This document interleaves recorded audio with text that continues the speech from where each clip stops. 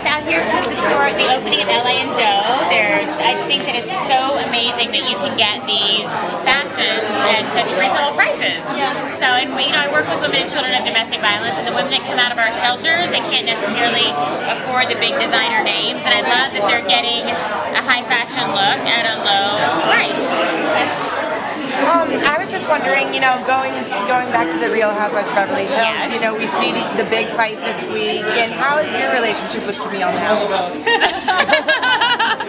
The big fighting. Oh my goodness. You haven't seen tonight's episode. Crazy. Though. No, we've gotten little teasers here Oh and my there. goodness. But, I know. When will the fighting end? I know. Well, that's what we're wondering. Will it end? I think that the point is it will probably never end. No, I'm just kidding. But my relationship with Camille, I'm not really in that whole argument. So my relationship with Kim is a bit strained, and we've got to find some common ground between the two of us somehow. I don't know why. As soon as all the fighting breaks out, Kim immediately comes after me every single time. And I always think, how does this happen? So What do you think causes your kind of like Friction. where you butt heads?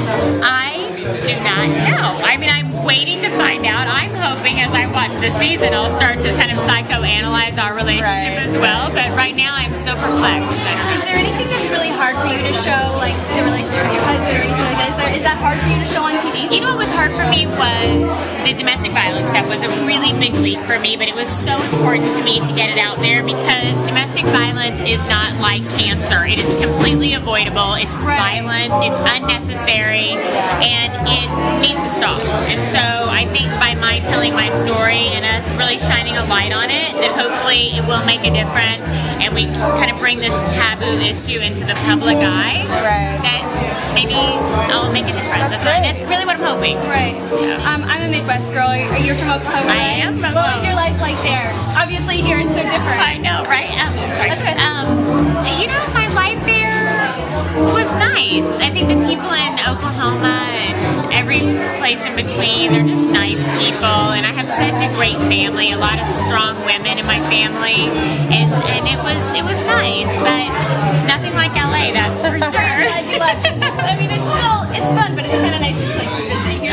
I know. I'm going to go back, and I haven't been back in a really long time. So I think going back is going to be probably really tugging my heartstrings a little. Okay. Is there something you don't want for Christmas? A lot of people probably are asking what you want for Christmas. Is there like one thing that you... I don't want anything for Christmas, is what I don't want. Really? I'm so lucky. I have so many things, and what I would really like to have, if my husband's listening, is a painting of me and my daughter together.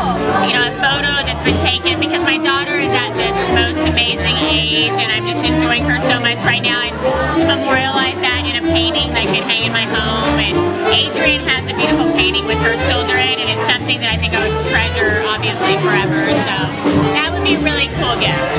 What is her favorite activity right now at the beach this year? Well, she likes to karaoke. Oh, that's interesting. What's her song? I haven't gotten that one before. She likes Big Girls Don't Cry by Fergie.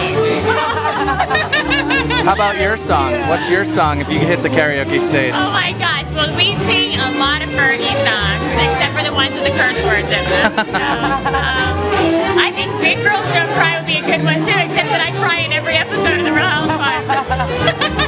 Like they do cry. Yeah, Big Girls really do. How many pairs of shoes does she have? She doesn't have a lot. I feel like I need to really up the ante at the house because, she wears a uniform. So there's only, so many pairs of navy blue shoes that you can buy. When do you get to watch the episodes? Because you always seem to be out when the new episodes are on. We so. get them early so we can blog. Okay. Yeah, so I've already seen tonight's episode, and I have to say that when the tension heats up with these women, my stomach hurts, my chest is pounding. I was holding the remote and my hand was shaking, and I thought, I have visceral responses to this stuff. So, Do you think that the other housewives are, what do you think that, is Camille fitting in? Is she going to, would people want to do another season with Camille? Or, how's that going, like, just basically with everyone else? You know, these women are all really strong, but we're all really compassionate and empathetic people. Right. And we recognize Camille's going through a lot right now. Right. I mean, she has a public divorce on her hands. She's protecting 2 children. And I think in the end, we're all there to support her regardless of our differences that have been played out on the show. And if the chips were on the table with any of us, we would all be there for one another. How do you guys help each other out when you guys are going through different struggles?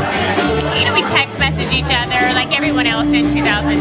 I mean, you know, we just send each, like I was texting Kyle earlier, have a great time tonight on Andy Cohen, and, you know, and I'm TiVoing it so I can get home and watch her, and, you know, we just try to be there for one another because, as I always joke, at the end of the day, we may be the only friends each other have. You gotta stick together.